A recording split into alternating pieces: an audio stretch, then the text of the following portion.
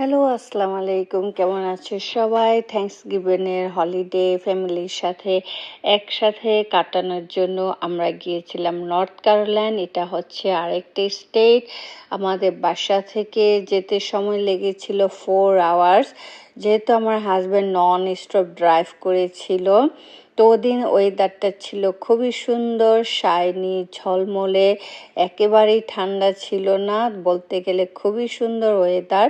আর যেহেতু non stop driving ছিল, তো আমি বসে বসে কি আর করব, বসে বসে জিলাপি, পেয়ারা যা যা নিয়ে গিয়েছিলাম তা খাচ্ছিলাম। আর যেহেতু আমার বেবি সিটটা পিছনে, তো আমাকে এখন পিছনেই বসতে হয়। এখন আমি আর সামনে বসতে পারি না, ভেরি স্যাড। যাই হোক, এভাবে আমি রাস্তার ভিউ দেখতে দেখতে 4 আওয়ার্স কখন কেটে গেছে। তারপরে পৌঁছে গিয়েছি আমার ভাইগনার বাসায়। সে বেবিকে দেখে খুবই এক্সাইটেড, বেবিকে নিয়ে খেলা করছিল।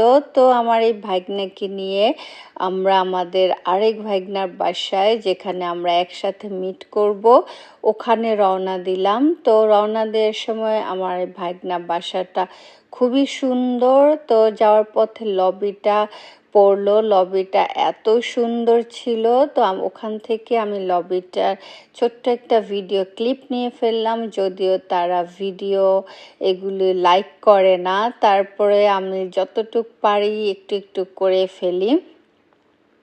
তারপর আমরা চলে গেলাম আমার দেশে ভাইগনা বাসায়। তারা তো বেবিকে দেখে খুবই এক্সাইটেড, কে কার আগে কোলে নিবে তারা সেইভাবে ব্যস্ত ছিল।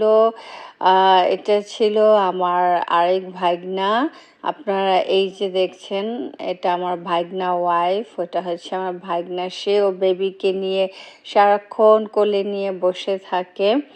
আর আরেকটা বিষয় হচ্ছে, তারা মামা ভাইগনা, তাদেরকে দেখলে বোঝাই যায় না কে মামা কে ভাইগনা।